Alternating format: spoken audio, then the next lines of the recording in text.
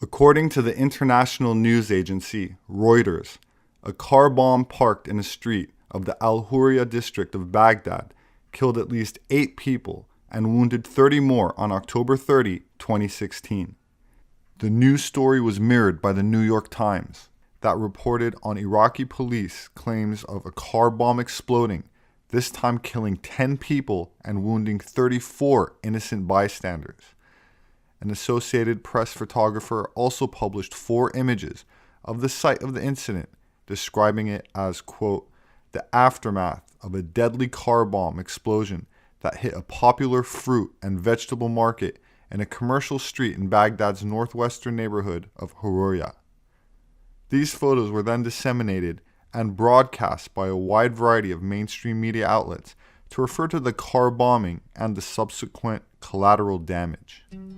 Security camera footage that emerged 3 days later pointed a fundamentally different picture. The story starts with a man hunched over what appears to be an abandoned car and then hastily makes his way over to a parked truck that he then enters and drives away in. About 15 or 20 seconds later, after the truck exited the scene, we see a massive explosion with smoke, fire, and debris flying everywhere.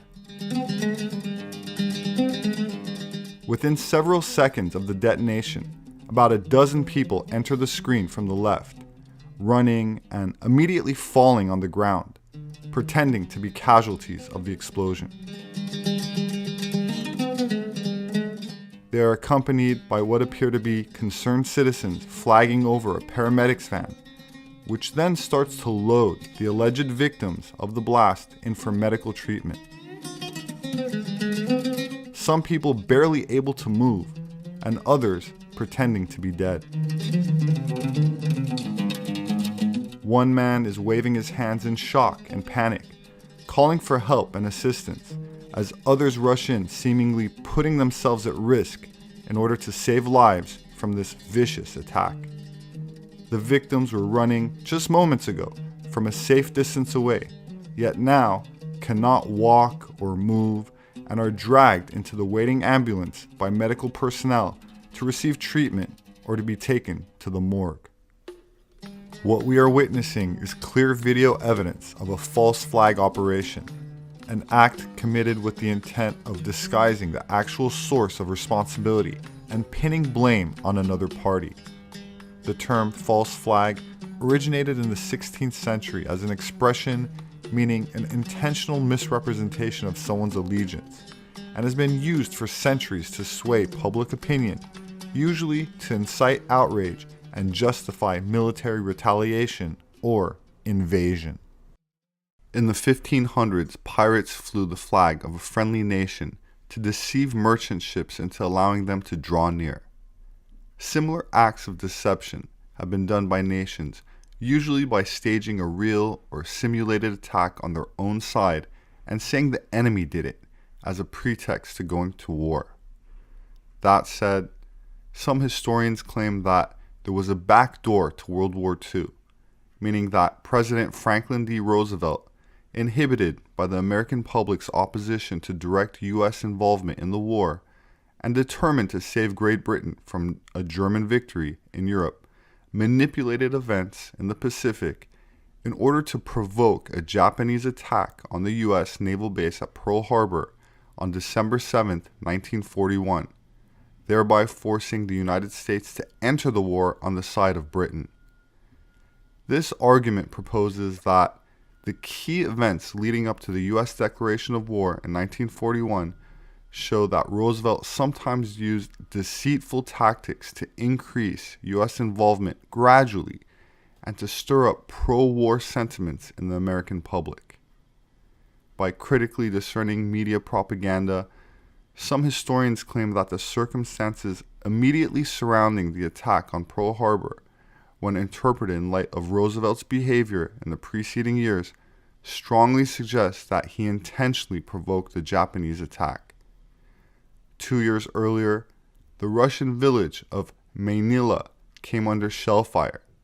It was close to the Finnish border, and the Soviet Union used the alleged attack to break its non-aggression pact with Finland, starting the so-called Winter War. Historians have now concluded that the shelling of the village was not carried out by the Finnish army, but was a fabrication carried out by the Soviet NKVD state security agency. Boris Yeltsin, the first president of the Russian Federation, admitted in 1994 that the Winter War was a Soviet war of aggression. That said, there have been numerous alleged false flag attacks involving the US government. Operation Northwoods was a proposal to kill Americans and blamed the attack on Fidel Castro, thereby granting the American military the pretext to invade Cuba. The Kennedy administration ultimately rejected the plan. But that wasn't the only controversy involving Cuba. In 1898, a massive explosion of unknown origin sank the battleship USS Maine in Cuba's Havana Harbor, killing 260 American crew members.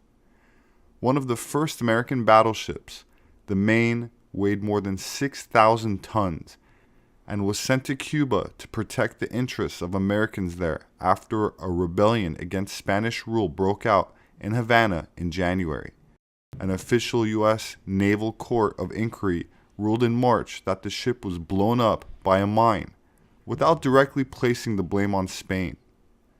Much of Congress and a majority of the American public expressed little doubt that Spain was responsible and called for a declaration of war. Subsequent diplomatic failures to resolve the Maine matter, coupled with the United States' indignation over Spain's allegedly brutal suppression of the Cuban rebellion and continued losses to American investment, led to the outbreak of the Spanish-American War in April 1898.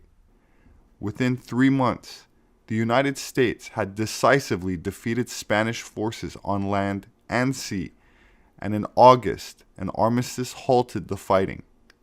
On December 12, 1898, the Treaty of Paris was signed between the United States and Spain, officially ending the Spanish-American War and granting the United States its first overseas empire, with the ceding of such former Spanish possessions as Puerto Rico, Guam, and the Philippines. In 1976, a team of American naval investigators concluded that the main explosion was likely caused by a fire that ignited its ammunition stocks and not by a Spanish mine or act of sabotage. For decades, a so-called anti-propaganda law prevented the U.S. government's covert broadcasting arm from delivering politically deceptive programming to American audiences. But in 2013, that came silently to an end with the implementation of a new reform passed under the Obama administration as part of the National Defense Authorization Act, which included an amendment that nullified the Smith-Mundt Act of 1948, which explicitly forbids information and psychological operations aimed at influencing U.S. public opinion.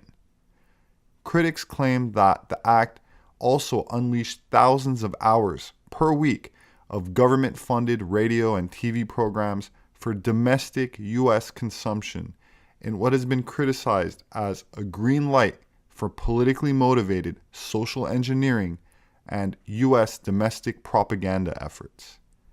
This is why we see the same exact word-for-word news stories broadcast on every media news outlet. Hi, I'm Fox San Antonio's Jessica Headley. And I'm Ryan Wolf. Our greatest responsibility is to serve our Treasure Valley communities, the El Paso, Las Cruces communities, Eastern Iowa communities, Mid-Michigan communities. We are extremely proud of the quality, balanced journalism that CBS 4 News produces. But we are concerned about the trouble and irresponsible, one-sided news stories plaguing our country. The sharing of biased and false news has become all too common on social media. More alarming, some media outlets publish these same fake stories without checking facts first. The sharing of biased and False news has become all too common on social media. More alarming, some media outlets publish these things simply aren't true without checking facts first. Unfortunately, some members of the media use their platforms to push their own personal bias and agenda to control exactly what people think. And this is extremely dangerous to our democracy. This is extremely dangerous to our democracy. This is extremely dangerous to our democracy. This is extremely dangerous to our democracy. This is extremely dangerous to our democracy. This is extremely dangerous to our democracy. This is extremely dangerous to our democracy. This is extremely dangerous to our democracy. This is extremely dangerous to our democracy. This is extremely dangerous to our democracy. This is extremely dangerous to our democracy. This is extremely dangerous to our democracy. This is extremely dangerous to our democracy. This is extremely dangerous to our democracy. This is extremely dangerous to our democracy. This is extremely dangerous to our democracy. This is extremely dangerous to our democracy. My name is Robert Sepehr. I'm an anthropologist. My published work is available on Amazon and through all other major book outlets. If you'd like to support my work, you can do that through patreon.com. There should be a link in the description. Please subscribe for future updates. Leave your thoughts below. Have a wonderful weekend, and I hope to see you again soon.